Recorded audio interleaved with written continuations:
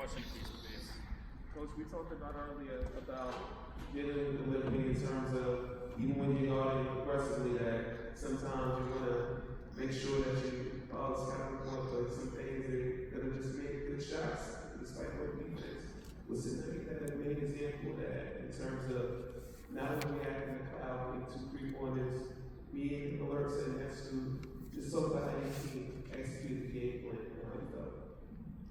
Yeah, we wanted to force their shooters inside the line, and we wanted to, force their drivers to make shots. And the first half they did. And I think the thing I'm most proud of our team about tonight was that we stayed present in the moment. We didn't get overwhelmed. This is a team. New York is a team that they make you feel like you got to get everything back in one possession because of the potency that they possess from an offensive standpoint. So, and if you try to match their pace and play their kind of game, a 2, 4, 6 point lead can go to 12, 14, 16 in a hurry. And for us to be able to manage the runs that they went on, and to get stops when we needed to get buckets when we needed to. We got some calls in the our way today, so that always helps. But I'm just extremely proud of our effort today. Coach, having Angel Reese back on the floor, how does that help the offense and the other 2 guards and Cardoso to get rid? It helps every aspect of our team. It helps us offensively because she's another ball handler and facilitator. It helps our defense because of her versatility and her ability to rebound on both ends. It helps our competitive edge because she's a fighter, she's a dog, she ignites the rest of the team, and we're able to feed off of that energy. So there's not an area of the game that she doesn't help, that she doesn't impact when she's out there. And so we've definitely missed it, and these last 2 games she's definitely brought everything that we've missed back to the lineup. And so everything was on display tonight. Tyler Marsh. That's good. I saw you nodding your head when I asked Angel about the James Harden comparison. What were you thinking? What are your thoughts on that? Do you see the comparison? Yeah, he's a little before my time too. But I'm more familiar with Angel with James Harden. But no, I think that there's a lot of players who possess that type of versatility, and I think that's the word that always kind of comes back to Angel. There's so much more room for growth, but there's so much progression that she's already shown from year 1 to year 2. And so I think that what she's able to do now and what she'll continue to be able to do in this league, she's going to be one of the top players in this league for years to come. And so I think she, in real time, is realizing all the other aspects of her game that she can to be effective, and she's showing that in and that out. We're good, Brian. Coach, obviously, you know that I watched the game tonight. I wanted to get your thoughts on just what the building your pace and how this impacted the offense tonight. Yeah, we're also a different team when she plays at the pace that she played at tonight. I think earlier she kind of eased her way into the game early in the game, and then she kind of turned it up midway through the second and for the rest of the game. And so she can be a force down there because of her. She spoke to it, but like she can be a force scoring wise, and she can be a force facilitating. And so she's got great hands inside. I think that's another underrated skill that she has, because you can throw it up there with the trust that she's going to come down with it. And so what she was able to do today, again, I think that it's no small task to outplay JJ and Meesseman. Like those are 2 of the best bigs to play in this league. A Finals MVP and a regular season MVP. And so for those 2, for our 2, and 3 we added Elizabeth, I think that all 3 really held their own tonight and then some. So again, I'm very proud of their effort, and we needed every bit of it today. Hi. So the fan engagement obviously was really electric tonight, but I want to know, what do you feel what hurdles do you feel the WNBA still has to conquer when it comes to giving adequate exposure for the women on and off the court? I think that it starts with prioritizing the people that are the players before the players. I think there's personalities, there's a human element to all of them that you have to market that too, not just what they can do on the court. But I think we're seeing as the years go on just how valuable our players are off the court as well, the impact that they can make in their respective communities and around the world. So it helps them put the ball in the hoop, but if they could good, they're still valuable pieces to our society.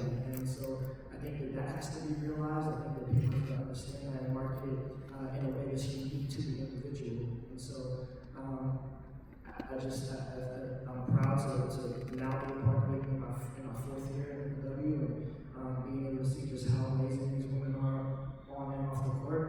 And I'm proud to be part of this league, who I think is starting to understand just kind of how the two kind of correlate. Fourth coach.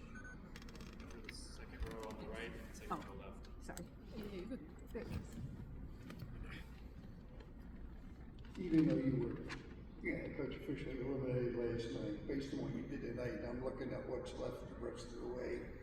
You can kind of pretty make this your own personal playoffs and give them a lot of experience and be a spoiler, because everybody else coming in the year is going to be really tight the way the stadium's on.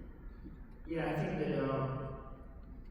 think that for us, we feel like as a team that we've kind of in a way underachieved some this year, and so there's still reason and motivation to get up and to finish the season out strong, because we want to go out on a high note, feeling good about where we are individually and as a team, not knowing what to expect going into next year with all the way that the roster and free agency may fluctuate. Is we want to stay present in the moment with each other. This could be the last time that all of us are in the same locker room together, so we want to value those times that we have together.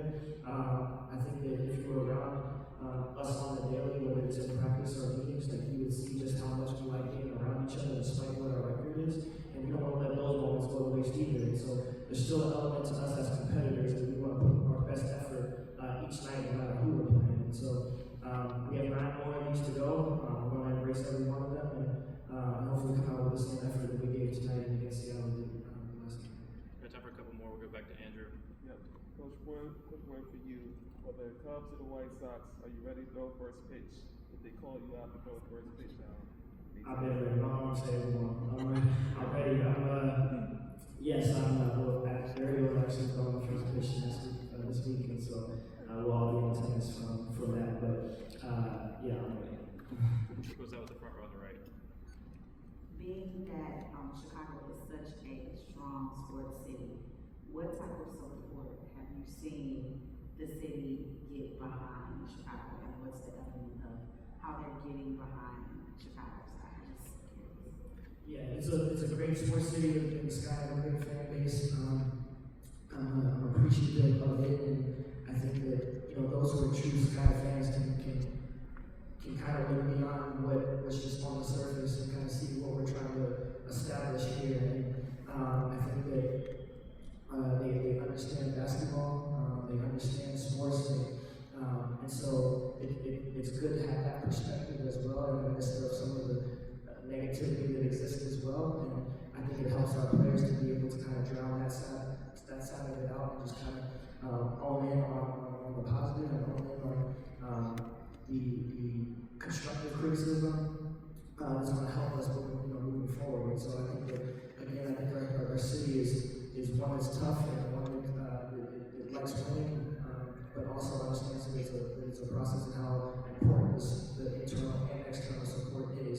And at the end of the day, when you're looking at the core of our team and our roster, it's still young 20-year-old women, and we lose sight of that sometimes. But I think that those that make a difference in our city understand that and give them the support that they deserve and that they need to be able to grow again off the court for us.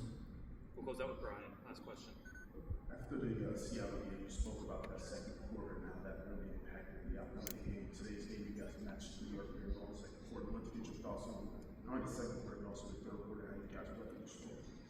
I think one is it's our ability to take care of the ball. I think that in the second half against Seattle, we did a good job of limiting our turnovers. The second quarter turnovers hurt us because they capitalized in transition. But when you look at the games where we've scored in the 80s and in the 90s throughout this year, there's a direct correlation to us being able to take care of the ball. And so when we combine that with our good shot selection and our ball movement, I think that we can be a legitimate offensive threat. And so I think that you were able to see that tonight. I think you were able to, again, manage the highs and lows. We were able to stick with things that were working within the game, getting straight away from the game plan. sometimes they don't. You don't have control over that. What you do have control over is your effort